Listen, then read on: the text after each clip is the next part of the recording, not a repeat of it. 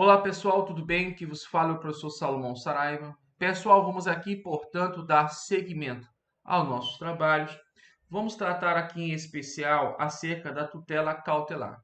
Bom, só fazendo aqui um recall, uma revisão do que a gente já falou durante toda essa aula, é que cada tutela, tutela de conhecimento, tutela de execução, enfim, cada tutela ela vai apresentar uma situação de crise. A de conhecimento, ela tem várias situações de crise.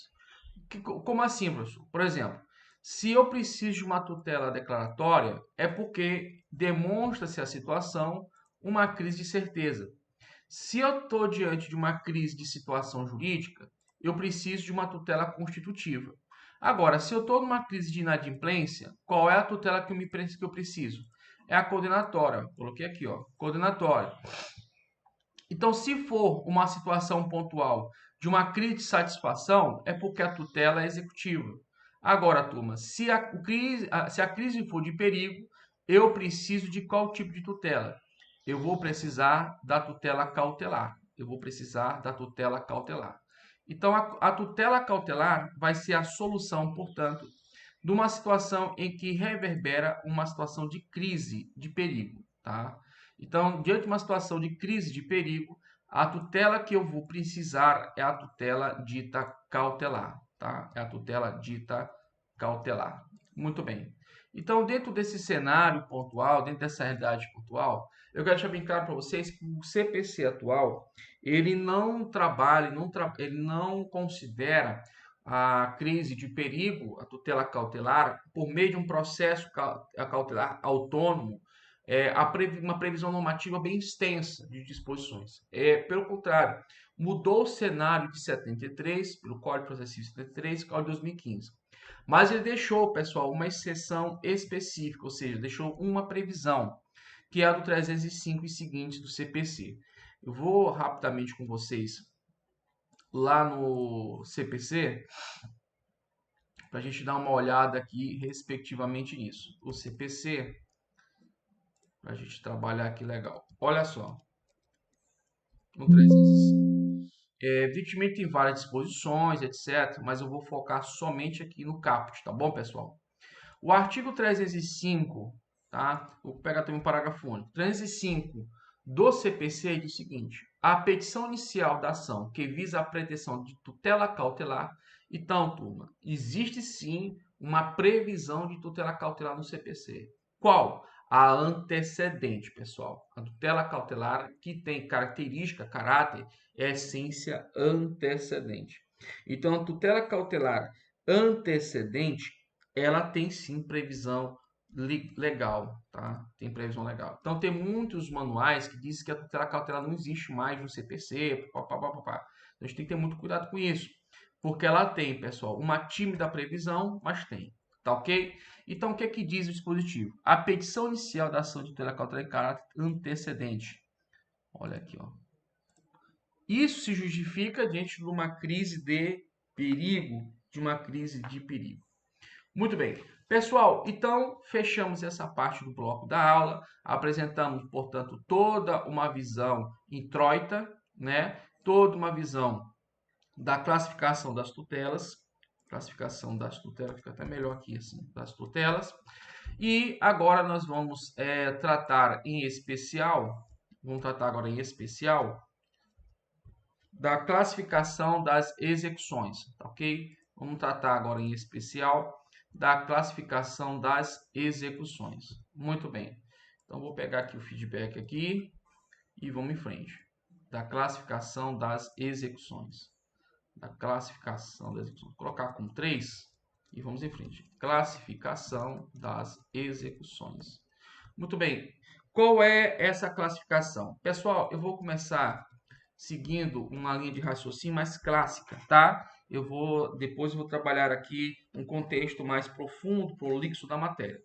Bom, essa classificação das execuções, vou começar pela visão tradicional, quanto à origem do título, Essa classificação aqui, quanto à origem do título, a gente já falou várias vezes aqui na nossa aula, tá? No nosso curso. Nós temos, respectivamente, deixa eu ajeitar aqui rapidamente para a gente.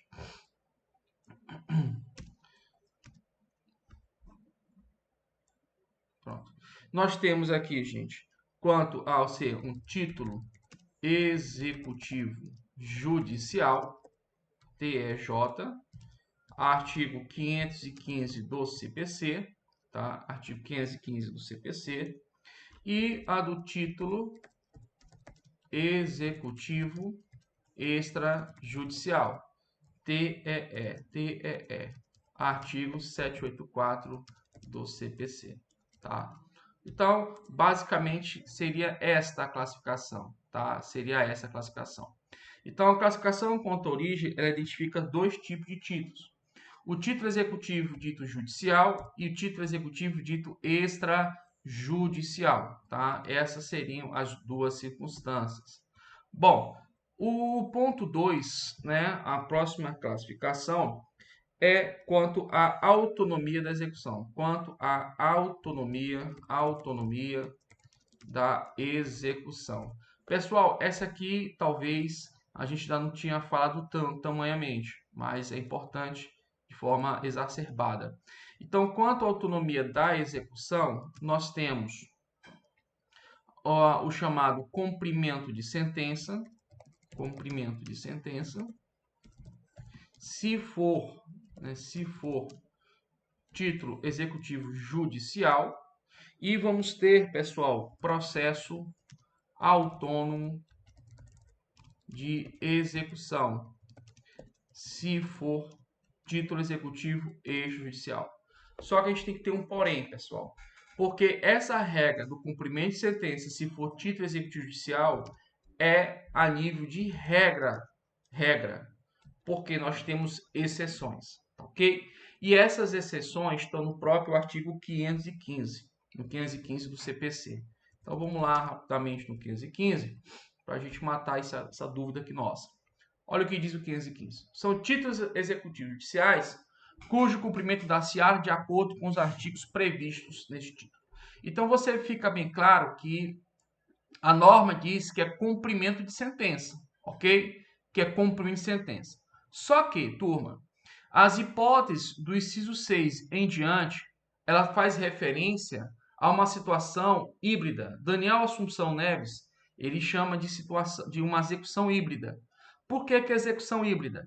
Porque no primeiro momento é formado um processo judicial próprio, tá? E o segundo momento é o cumprimento de sentença. E para a gente tirar essa dúvida, tá bem que no parágrafo 1º, que diz o seguinte: nos casos do inciso 6 a 9, o devedor será citado. Pessoal, aqui é citação, não intimação. Não se trata de uma fase sequente em um sistema sincrético de execução.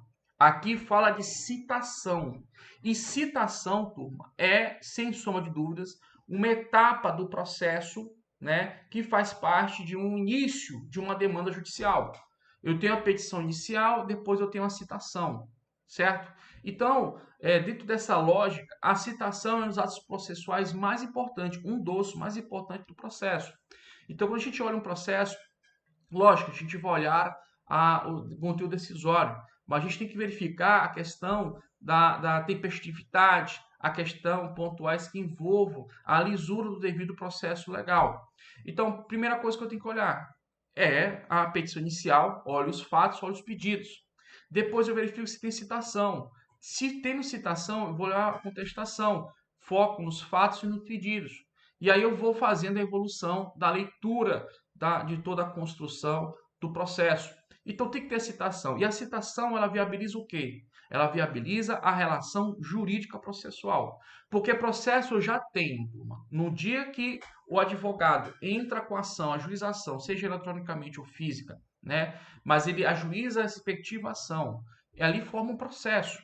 Ali forma um processo. Ali está indicando que é um autor e um réu. Ali está indicando o juízo. Ali está indicando, portanto, que há um processo em andamento. Está indicando, o juiz indica com a vara. Né? Então, inicia-se um processo. Inicia-se, portanto, um serviço público de natureza utisíngule. Por que serviço público de natureza utisíngule? Porque é o Estado prestando singularmente, ou seja, para aquele indivíduo, um serviço público. O processo não é um serviço público útil universo. né? Não é como a segurança pública, se bem que alguns autores, e destaco aqui a vocês, que não consideram a segurança pública como um serviço público em si, mas uma própria faceta do Estado. Mas podemos colocar assim como serviço de iluminação pública. Ó, iluminação pública é para todos, diferente da iluminação domiciliar. Então, de toda essência, o serviço público ele existe ali por parte do Estado juiz perante os jurisdicionados. Mas eu posso dizer que ali existe uma relação jurídica processual? Claro que não. Como é que eu vou dizer que tem relação jurídica processual se eu não tenho a oportunização do contraditório e a ampla defesa em favor do réu? Não há. E aquele discurso do contraditório diferido, lá do artigo 9º, vocês lembram? Aquele discurso do artigo 9º, só para a gente fechar essa parte aqui da matéria, que diz o seguinte: não se proferirá decisão contra uma das partes sem que ela seja previamente ouvida. E se for uma concessão, né, de uma tutela provisória de urgência, inaudita altera a parte, initio litis. Inaudito altera a parte, significa exercer outra parte, e início litis, início do processo. O contraditório, ele é diferido, porque ele se surge a nível recursal.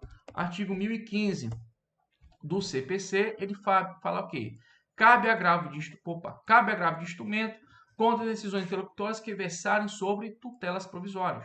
Então, ao nível de tutela provisória, eu vou ter o quê, turma? Eu vou ter, respectivamente, o contraditório. Cara, o processo é muito legal.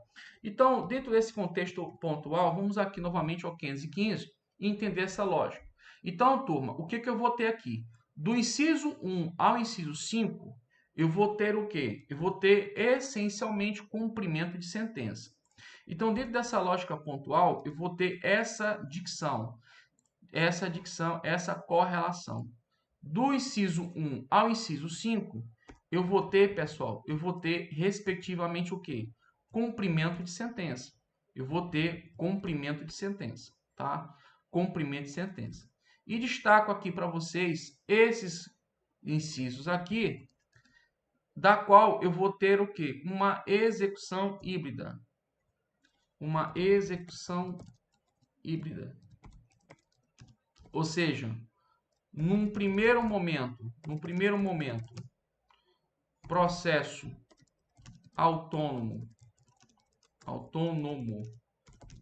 de execução. Quem digitar rápido tem esse problema, né? Processo auto de execução e, num segundo momento, cumprimento de sentença após a citação, ok? Então, qual vão ser esses? Vão ser esses que eu coloquei aqui, turma, ó. Vão ser todos esses que eu coloquei aqui para vocês. Bom, dentro desse parâmetro, turma, vamos ler, né? Vamos entender isso aqui de uma forma pontual, beleza? Então, veja assim, a regra seria essa. A regra seria o que, gente? Essa. Somente cumprimento de sentença. A regra é essa. Somente cumprimento de sentença. A regra é essa. Somente cumprimento de sentença. E qual é a exceção? A exceção. Deixa eu botar dois aqui. A exceção. A exceção, pessoal, é a execução híbrida. Que num primeiro momento,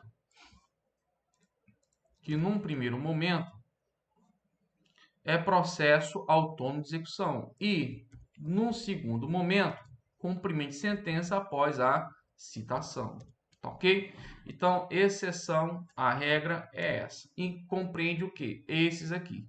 Todos esses são títulos executivos judiciais, certo? São títulos formados em um juízo, né? São títulos executivos judiciais.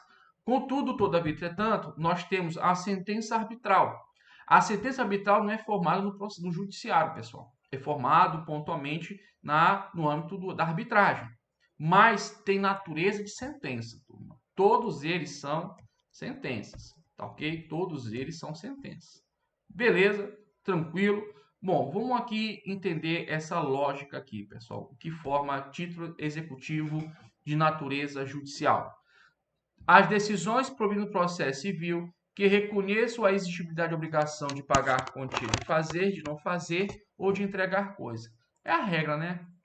As decisões de homologação de autocomposição, seja a judicial, seja a extrajudicial, de qualquer natureza. Veja que a norma diz qualquer natureza, tá ok? Qualquer natureza. O formal e a certidão de partilha exclusivamente em relação ao inventariante, aos herdeiros e aos sucessores e a título singular ou universal. O crédito de auxiliar da justiça, quando as custas, emolumentos, honorários tiverem sido aprovados por decisão judicial. E quase que tem uma execução híbrida. Primeira etapa, processo autônomo de execução, e numa segunda etapa, cumprimento de sentença. A sentença penal condenatória transitada em julgado. Nós vamos ter uma aula só para explicar isso aqui, tá, gente? A sentença arbitral, a sentença estrangeira homologada pelo STJ. Muito bem. Processo autônomo, processo autônomo, processo autônomo. Acho que vou fazer assim, ficou mais interessante. Processo autônomo de execução. Turma, primeiro é o rol do artigo 784, tá? Primeiro das regras, primeiro é o rol do artigo 784 do CPC, tá? Lá no 784, eu tenho um rol enorme de dispositivos que tratam pontualmente do quê? De um processo autônomo de execução. Então, vamos lá, pegar o artigo 784 e fazer a respectiva leitura. Olha o que diz. São títulos executivos extrajudiciais. Ora, esses títulos, eles possuem o quê? Certeza, liquidez e exigibilidade. Vou pegar esse monstro de informações e vou trabalhar aqui com vocês. Vamos lá. Jogar aqui. Bom, professor, eu tenho que decorar isso para a prova? Gente, para a prova da OAB e qualquer outra prova que lhe venha exigir execução, você tem que saber sim. Então, qual é a forma como eu lhe recomendo fazê-lo? Bom, antigamente, pessoal, era muito comum os professores instruir os alunos a decorar somente o artigo 515 e por situação de exceção seria o 784. Mas a gente já verificou questões que trazem situações que sequer título executivo extrajudicial, por exemplo, já caiu uma vez a situação que envolva o título de crédito atípico, certo? O título de crédito atípico. Vamos supor que no mercado bursátil, no mercado de capitais, também chamado de mercado de ações, nós temos aí uma situação da criação de um título de crédito atípico. Bom, nós sabemos lá no 887, repito, 887 do Código Civil, a definição legal de título de crédito. E lá nós identificamos que é um documento necessário para o exercício do direito literário autônomo nele contido, né? Cesare Vivante fala nele mencionado. Então, aí tem uma vírgula. Quer ver? Essa vírgula, ela informa a tipicidade ou a legalidade em sentido estrito. Isso aqui é o CPC, o Código Civil, desculpa.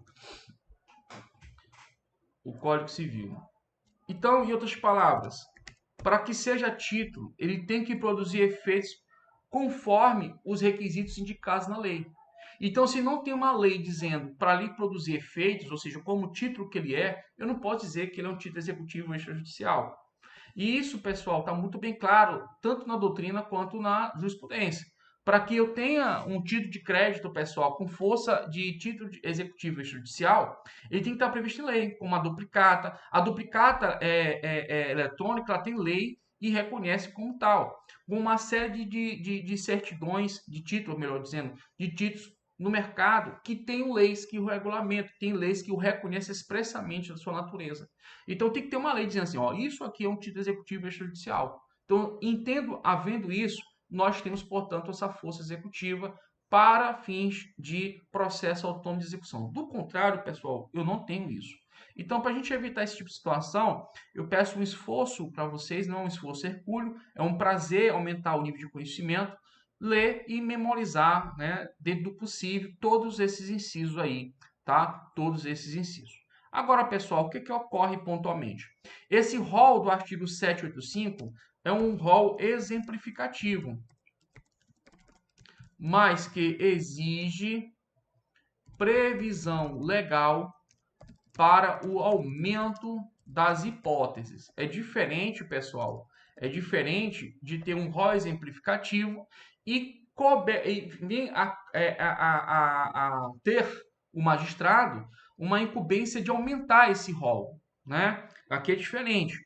Aqui, especificamente, não existe essa possibilidade do juiz aumentar o grau, o quantitativo, o rol desses incisos. Pelo contrário, lá no último inciso, ele diz muito bem, todos os demais títulos aos quais, olha só, vamos marcar aqui, todos os demais títulos aos quais, por disposição expressa, a lei atribui a força executiva. Então, não compete ao magistrado ele fazer um esforço mental hercúleo de ampliar o alcance de um título e reconhecer ele a sua força executiva. É diferente, pessoal, por exemplo, vamos pegar aqui o artigo 536, tá? Desculpa, CPC. Artigo 536 do CPC, que ele fala o seguinte no parágrafo 1º. Para atender ao disposto no caput, o juiz poderá determinar, entre outras medidas. Aqui está falando, pessoal, de situações atípicas. O rol, ele de fato, ele não é taxativo, ele é exemplificativo, mas dá brecha para o juiz ele fomentar novas hipóteses. Aqui no 784, cara, não tem conversa. No 784 é o que está aqui no 784 e o que está numa lei. Deu para entender isso? Então, cuidado que isso já foi objeto de cobrança. Então, hoje o que eu recomendo? Ler. Ler realmente esse dispositivo e tentar mesmo ao máximo memorizar. Bem, com o tempo você memoriza, tá ok? Vamos lá. Então, qual a primeira hipótese? Tá? Aqui é só o primeiro rol, tá, pessoal? O primeiro. Tem outras situações. O primeiro, pessoal, ele apresenta a letra de câmbio, a nota promissória, a duplicata, a debênture e o cheque. Aqui eu quero fazer só uma observação. Eu sei que eu vou ter uma aula específica para tratar cada um desses títulos, mas só uma observação aqui bem sutil. Letra de câmbio, nota promissória, duplicata e cheque, eles são títulos de crédito. Debênture, pessoal, é um valor mobiliário, tá? Debênture é um valor mobiliário.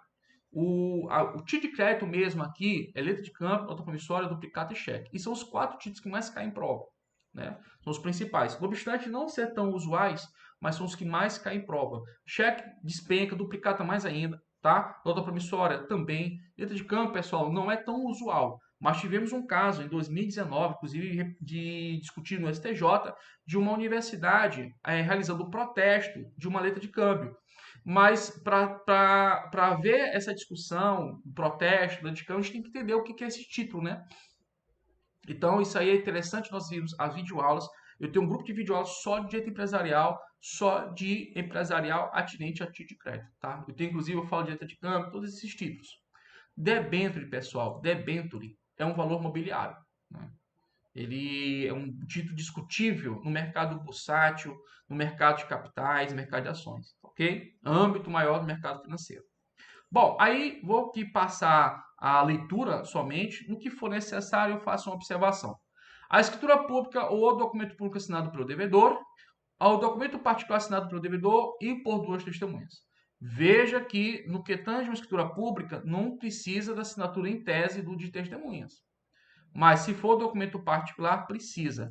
Agora, existem exceções, pessoal, que a gente vai ver mais à frente. Questão, por exemplo, do contrato de prestação de serviço advocatício. Você não precisa dizer que o seu contrato tem validade se as testemunhas não assinarem o contrato, mas você prestou serviço. Ou até mesmo se o devedor não assinou o contrato, mas você juntou judicialmente o contrato, justamente porque você está querendo, você está visualizando aí uma execução, e aí você comprova materialmente, né, que houve atos processuais. Mas aí, nesse contexto pontual, pessoal, tudo isso vai ser discutido vindouramente. Tem posição do STJ do que? Baixa a assinatura do devedor. O devedor assinando, e aí você né, oportunizando isso, tornando público essa informação processual, você garante seu direito efetivamente aos honorários contratuais. Mas tem que o devedor assinar. Bom, aí fala do instrumento de transação referendado pelo MP, pela Defensoria Pública, pela Advocacia Pública e pelos advogados dos transatores ou por conselhador ou mediador credenciado pelo tribunal. O contrato é garantido por hipoteca, penhor, anticrese ou outro direito real e de garantia e aquele garantido por caução. Contrato de seguro de vida em causa de morte, o crédito decorrente de furo laudênio, o crédito documentalmente comprovado decorrente de aluguel de imóvel, bem como de encargos acessórios, tais como taxas e despesas de condomínio, a CDA, né, a certidão de dívida ativa da Fazenda Pública Federal, Estadual, Distrital, Municipal, correspondente aos créditos escritos na forma da lei, o crédito referente às contribuições ordinárias e extraordinárias do condomínio edilício, tá? Isso aqui é importante. Vira e mexe, vem situações que a pessoa não sabe, né? Eu vi no escritório aqui uns 2, 3 processos só nisso aí, e o síndico realmente não sabia. Não, isso aqui, os valores condizentes às contribuições ordinárias e extraordinárias do condomínio edilício, ele tem sim natureza de título executivo extrajudicial. Agora, previsto na respectiva convenção aprovados em Assembleia Geral, desde que documentalmente comprovados. Tá? Isso aqui é muito comum. A certidão expedida por serventia notarial ou de registro, isso aqui já caiu, pessoal, numa prova recente, tá? A nível de concursos constitucionais. A certidão expedida por serventia notarial ou de registro relativo a valores de emolumentos e demais despesas devidas pelos atos por ela praticados, fixados em tabelas estabelecidas em lei. E todos os demais títulos aos quais, por disposição expressa, a lei atribui força executiva, tá? Então, veja, tem que ter a lei reconhecendo a respectiva força dita executiva. Por do contrário, pessoal, não tem natureza de título executivo extrajudicial. Ah, professor, mas é um título de crédito ativo, foi feito pelo mercado, foi feito no mercado de ações. Parabéns, você pode negociar lá no mercado de ações, mas você não pode dizer que tem força executiva, ok? Muito bem. Então, dentro desse contexto pontual, nós não encerramos, pessoal. Tem mais ainda títulos que também tem natureza de título executivo extrajudicial, tá? Tem outros títulos que têm também natureza de título executivo extrajudicial. Bom, o rol que eu vou colocar aqui, ele não é exaustivo, tá? Ele não é exaustivo, mas eu vou colocar aqui só os principais. Então, o segundo rol que eu vou colocar aqui, pessoal, é um segundo rol que não é exaustivo. Eu não vou concluir todos, tá? Segundo rol indicado em diversas disposições do CPC, tá? Então, o rol que eu vou colocar aqui, ele não é visando esgotar o tema, mas simplesmente para elucidar, te esclarecer respectivamente.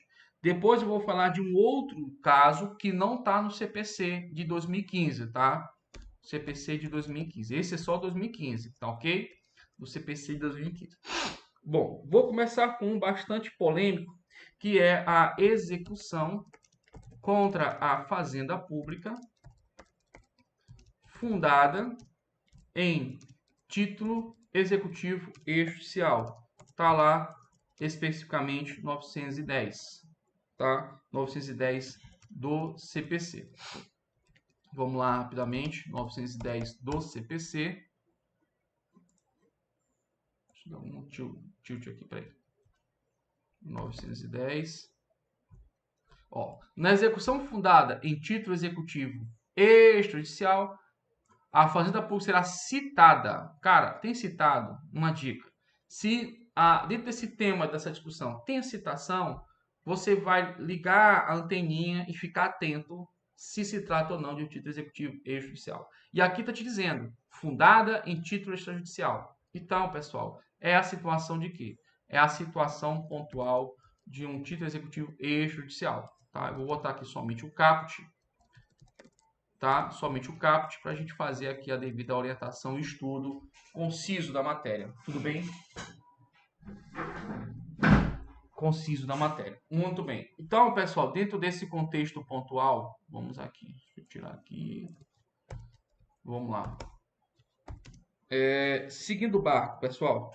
Turma, a gente conhece muitos casos de execução de dívidas ou obrigações de alimentos fundadas, evidentemente, em uma decisão judicial reconhecendo.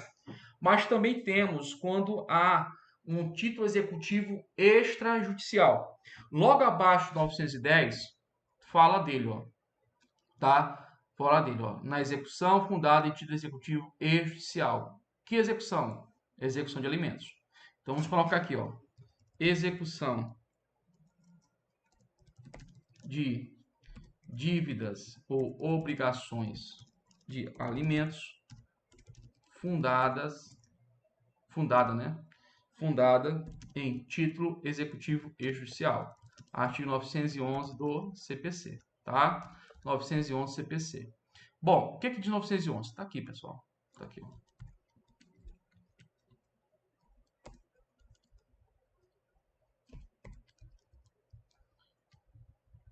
Dívidas.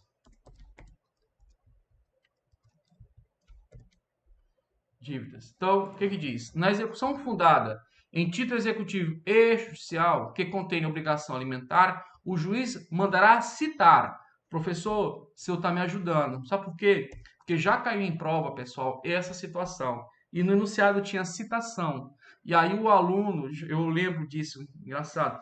E o aluno pensou, cara, se tem citação, pô, só pode ser título executivo extrajudicial, tá? Então, se tem citação, pessoal, fica com a anteninha ligada. Poxa, isso aqui pode ser título executivo extrajudicial. E tanto é, pessoal, que, lógico, na prova não aparece isso aqui, né? Mas tá aqui, ó, título executivo extrajudicial. E por que decorre disso? Porque o 784 ele é muito claro. Para que seja título executivo extrajudicial, a lei tem que dizer. E quem diz isso? Eu, CPC. Então, o próprio CPC está dizendo, cara, para que tenha força executiva, tem que ter efetivamente essa previsão, efetivamente essa consagração. Bom, pessoal, eu coloquei esses dois casos, tá? Mas vou colocar aqui um último, que é um terceiro, né? Que é o indicado. Deixa eu ver como é que eu coloquei aqui. Em diversas disposições, vou colocar em terceiro indicado no CPC de 1973, para ficar dando correlação com o de cima. O terceiro é o indicado no CPC de 73. Para a gente ver esse caso, pessoal, eu vou te chamar a atenção de vocês ao artigo 1052. Isso mesmo, 1052. No artigo 1052 do CPC, ele vai falar de uma execução própria contra devedor insolvente. Então, nas execuções, aqui esse caso é esse aqui, pessoal.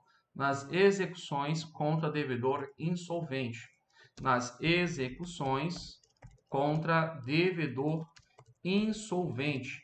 Pessoal, está previsto no artigo 1052 do CPC de 2015, tá? Vou colocar aqui para vocês. E ele faz direta referência ao quê? Ao CPC de 1973, tá? Ele faz referência direta ao CPC de 1973. Muito bem. Muito bem. Pessoal, ato contínuo, sem delongas, direto ao ponto. Nós temos aqui o artigo 748, tá? Que trata da insolvência civil. Pessoal, olha só, a execução contra devedor insolvente civil, ou insolvência civil, ou execução contra devedor insolvente, ou execução por quantia certa com devedor insolvente, era a parte do CPC de 73 que não foi revogado. Agora, se você for observar, ó, o restante do CPC de 73, ó, do CPC de 73, ele foi aqui, pessoal, revogado. Mas não a disposição que a gente viu ainda há pouco, 748 seguinte. Então, tira da tua cabeça, tá? Muita gente já traz isso aí, não sei como, esse entendimento que todo o CPC de 73 foi revogado. Cara, tiro no pé. Nem todas as disposições do CPC de 73 foram revogadas.